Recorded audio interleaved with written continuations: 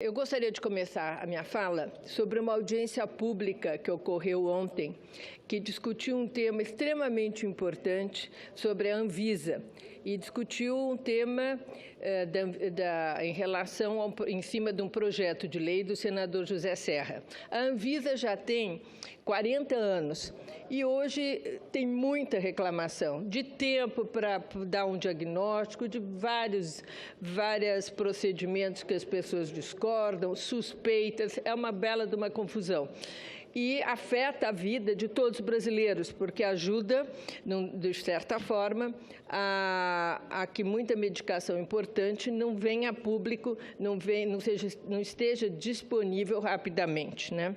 Então, essa audiência pública ela foi feita para instruir o projeto de lei 727, de 2015. E esse é um projeto, na minha avaliação, excelente e que, claro, como todo projeto, ontem foi extremamente criticado ali e aqui, mas bastante aprovado no seu global, eu diria, né? Um remédio no Brasil hoje chega a demorar quase 3 anos para obter o registro na Agência Nacional de Vigilância Sanitária, a Anvisa. Entre casos emblemáticos que foram apresentados, um deles pelo Antônio Brito, que é o presidente executivo da Associação da Indústria Farmacêutica de Pesquisa, está o de um medicamento indicado para tratamento oncológico que aguarda há 58 meses o seu pedido de registro na Anvisa. O mais grave é que desses quase 5 anos de espera, somente há 14 meses o medicamento efetivamente passou a ser analisado pela agência. Nos demais 44 meses precedentes, ele ficou aguardando na fila para análise. Quer dizer, o mínimo que você pode dizer é que tem algo muito errado num procedimento onde o medicamento demora 5 anos e provavelmente nessa altura do campeonato esse medicamento já foi ultrapassado por outro medicamento. Além disso, nós ouvimos na audiência que medicamentos genéricos e similares, que seriam de análise muito mais simples que medicamentos biológicos novos, estão levando muito mais tempo também do que esses outros mencionados. E sem abrir mão da rigidez no controle, foi colocado que necessita de uma revisão muito séria. As consequências dessa demora, elas são muitas. O paciente brasileiro tarda para ter acesso aos medicamentos inovadores já disponíveis em outros países, alguns essenciais para doenças com poucas opções terapêuticas, principalmente na área de oncologia. A falta desses medicamentos no mercado pode ser munição para a judicialização, cada vez mais recorrente, porque os laboratórios ficam ensandecidos e as pessoas também, né?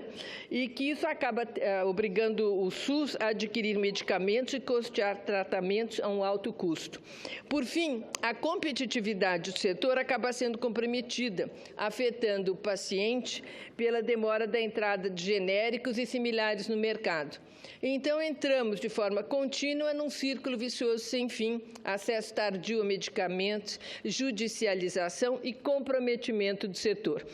Bom, tudo isso nos leva a uma outra questão, que é a questionar se interesses setoriais não estariam influenciando os processos de modo a atrasar o registro de novos medicamentos, garantindo ganhos privados e em prejuízo do SUS e do paciente brasileiro, que permaneceria obrigado a recorrer a remédios de maior custo. É muito séria essa suspeita que foi ventilada na audiência pública, né? Se demora tanto, os que estão na praça continuam lá cobrando o que bem entende, e sendo que alguns medicamentos mais recentes podem ter a mesma eficácia e custar menos. Por que eles não são examinados e demora tanto tempo, né?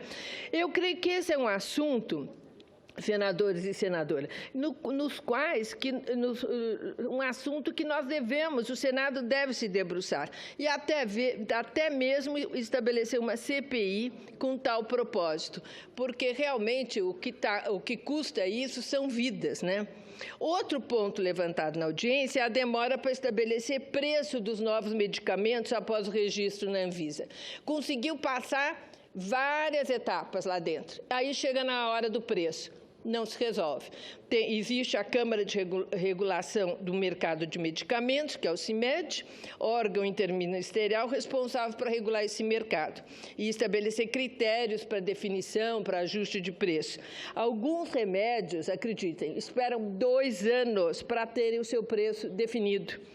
E essa regulamentação de preço necessita obrigatoriamente do crivo de 5 ministérios, membros desse conselho: o Ministério da Saúde, do MIDIC, da Fazenda, da Casa Civil e da Justiça.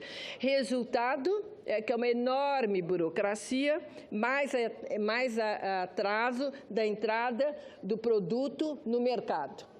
Aí você fica pensando, né? Por que ocorre isso, né?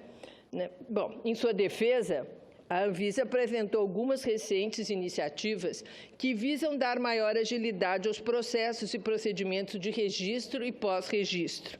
Entre elas, a resolução da Diretoria Colegiada da Anvisa, número 37 de 2014, que estabeleceu uma série de critérios de priorização da análise técnica de petições de registro, pós-registro e anuência prévia em pesquisa clínica de medicamentos e produtos biológicos.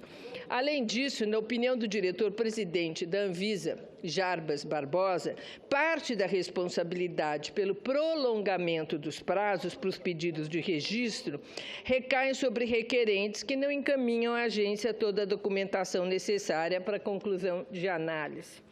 Em defesa da Anvisa, percebemos durante o decorrer da audiência que a agência, isso que eu achei muito sério, carece de melhor estrutura também para o desempenho de suas funções.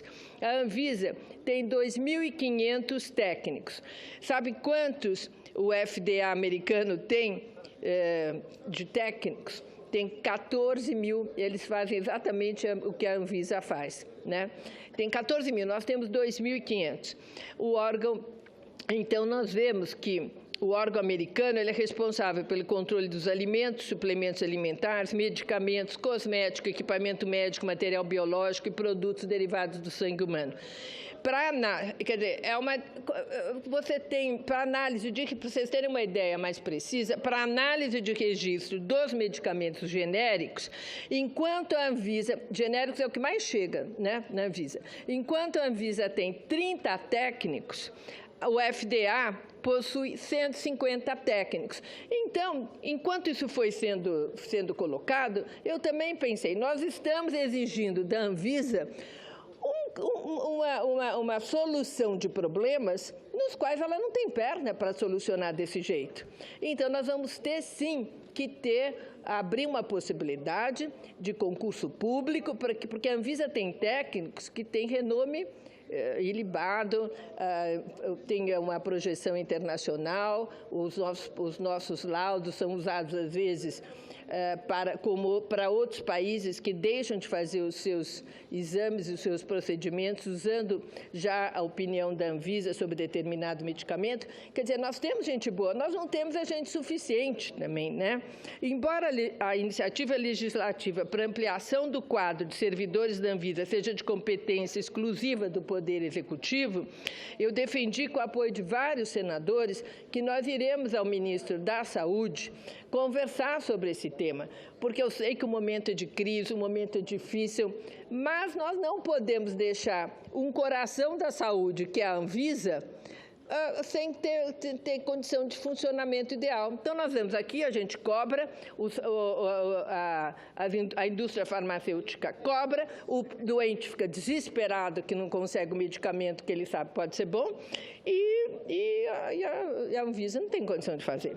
Isso relevando, não estou dizendo que não tem problemas, ela tem que ser reestruturada. Daí, a adequação de ter um projeto importante hoje, como é esse projeto que está agora em discussão, porque vai ajudar a reestruturação da Anvisa e mudar alguns procedimentos, que provavelmente foram feitos no decorrer de 40 anos, porque não tem gente suficiente, então vai ajeitando, né? Bom, Eu quero dizer também que, senhor presidente, de fato, nós temos que dar maior transparência ao processo de registro dos remédios. Isso eu achei que era uma bela de uma confusão, porque o remédio entra para o registro, só que a data que ele passa a ter como entrando na Anvisa não é a data do registro. Às vezes passam 2 anos até ele chegar noutra equipe e para poder ser analisado de fato. Então, até diminui, às vezes, o tempo que a gente acha que está. Então, o tempo tem que mudar. Entrou na Anvisa, foi protocolado, entrou. E aí conta direito, né? É inadmissível um órgão da importância da Anvisa passar uma semana inteira sem condições de enviar ou receber e-mails, como foi denunciado pela indústria farmacêutica. A agência controla... Outra coisa que eu achei um grande problema, senador, é que a agência controla desde os medicamentos até produto de beleza e limpeza, cosméticos. Isso nos Estados Unidos, nós vimos, eu acabei de mencionar, são mais de 10 departamentos. Só que no Brasil, você vê um produto de oncologia competindo com um produto de beleza, uma máquina que vai emagrecer, um cosmético para a pele. Não tem sentido. Deveriam ter entradas diferentes, prioridades diferentes, né? E há diferenças também, que o que já tem comprovado a sua qualidade, eficiência, podia ser muito mais rapidamente aprovado, não precisa ficar nessa fila. Lembro, por fim, que no ano passado, mais de uma vez, eu cobrei, mas insistentemente, até um pouco alto no tom, do ministro Chioro sobre a questão das vacinas e sobre a questão do papel do Ministério da Saúde frente aos municípios, porque dengue já estava presente, dengue está hoje nessa calamidade pública que nós vemos e não posso dizer nada foi feito, porque ele disse várias vezes coisas que tinham sido feitas, mas a gente percebe que muito pouco foi feito, porque a dengue ela precisa da cooperação do Ministério, mas precisa da cooperação de prefeitos, porque está na rua, está na casa das pessoas. Agora, se os prefeitos estão mais devagar, cabe ao Ministério também ter uma posição mais ativa. E isso nós vimos em relação à vacina, não aconteceu nada, tanto é que está muito atrasado, agora já sabemos que vai para 3 anos, então o povo brasileiro ficou jogado à própria sorte em relação a essa questão da dengue, que um prefeito tem que fazer cata-bagulho, tem que fumegar, tem que ter programa de saúde da família para que possa ir de casa em casa, várias ações que a maioria das prefeituras tem muita dificuldade de implantar, seja por negligência, que não achou que era um problema, seja por falta de recurso. Bom, eu vou mudar de assunto para encerrar. Essa semana nós tivemos um ano que o Brasil deu um grande passo no fortalecimento das políticas para as mulheres, comprometendo-se politicamente a estabelecer tolerância zero à violência de gênero. Sancionou a lei que criou a tipificação do feminicídio. Com a sanção, o feminicídio foi introduzido na modalidade de homicídio qualificado, passando ao patamar de crime hediondo. O Brasil precisava dessa lei e as mulheres brasileiras também. O que é um feminicídio? Ele ocorre quando o crime é motivado por razões da condição de sexo feminino. Parece estranho, né? Mas ocorrem muitos crimes assim, porque elas têm inegavelmente origem na condição de gênero, porque a pessoa é mulher. O feminicídio, em sua maioria, é um crime praticado com requintes de crueldade, deflagrado quando mulheres decidem dar um basta e um não em uma relação afetiva. Quer dizer, o crime que é cometido nessa circunstância, ele é um crime que agora tem uma qualificação muito mais grave. Infelizmente, essa é a realidade. As mulheres são punidas por tomarem uma decisão sobre suas vidas, sobre com quem vão se relacionar e sobre a maneira como a relação afetiva vai terminar. Essa lei é um forte instrumento para efetivamente colocar um fim a essa situação.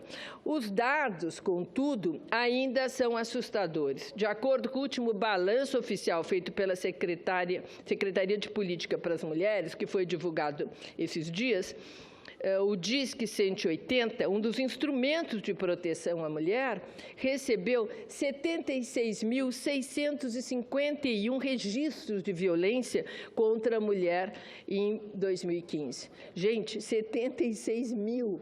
casos, né, que são os declarados. Imagina quantos não são. O documento completo ele destaca que 50,1%, maior parte dos registros de agressão de 2015, diz respeito a casos de violência física. Quer dizer, nós temos a violência psicológica, muitas vezes, ela não é nem considerada. E isso pode destruir uma mulher tanto quanto uma agressão, né? Em segundo lugar, aparece a violência psicológica com 30,33% das denúncias, que eu desconfio muito que a mulher tem muito mais dificuldade a levar numa delegacia essa queixa da violência psicológica. Em algumas partes do Brasil, a violência psicológica, senadora Regina, não é nem percebida pela mulher o que está sendo feito com ela. Essa conscientização, ela cresce no Brasil, mas tem muito ainda para que as mulheres possam introjetar a sua dignidade, o seu direito a não serem desrespeitadas. E, em terceiro lugar, vem a violência moral, com 7,25%, que também as pessoas têm uma dificuldade de entender o que significa aquilo, né? Todas as mulheres têm de saber que qualquer vítima de violência, e essa parte é muito boa, porque é muito importante, porque ela pode sim pedir para o seu agressor, pedir que o seu agressor seja legalmente impedido de se aproximar dela. Também pode sim solicitar abrigo e alimentação temporários. A decisão é sempre do juiz. No estado do Rio, segundo o TJRJ, foram deferidas 21.668 medidas protetivas de urgência no ano passado. Nos 2 primeiros meses de 2016, agora, né? O total já chega a 3.311. Não é pouca coisa, é muita coisa. Quer dizer, uma mulher está tão apavorada e com medo de levar uma surra ou ser morta, que ela tem que ir pedir que aquela pessoa não possa chegar perto dela. Já no estado de São Paulo, desde 2013, os números se apresentam num aumento gradativo. Foram 9.712 medidas protetivas deferidas há 3 anos. Esse total subiu para 12.325 em 2014 e para 14.825 em 2015. Olha, eu não sei se... eu sei. Existe sim essa relação. Quanto mais dificuldade econômica, quanto mais estresse no casal, quanto mais penúria, desespero, mais aumento da violência doméstica. E quem acaba sofrendo mais, pagando mais o pato, é a mulher, não tem nenhuma dúvida. E isso a gente sabe que, infelizmente, não tende a melhorar no Brasil, no sentido que a crise não está com nenhuma luz no fim do túnel tão rápida, a crise econômica, porque a outra acho que está. Somente na cidade de São Paulo, a aplicação de medidas, quando a justiça impõe um limite de aproximação entre o agressor e a mulher, cresceu 26% entre 2013 e 2015. O aumento dessas medidas protetivas em ambos os estados se deve não somente à lei que tipifica o feminicídio, mas também à Lei Maria da Penha. Então, ao mesmo tempo que a gente faz essa constatação que nos dói, ao mesmo tempo a gente tem que parabenizar os avanços que nós temos. A Lei Maria da Penha, que foi promulgada no governo Lula, é um grande avanço aqui para as brasileiras e serve hoje como farol em vários países do mundo. Certamente, nós temos de comemorar o fato de mais mulheres estarem procurando ajuda, mas isso não implica que a violência tenha concretamente diminuído.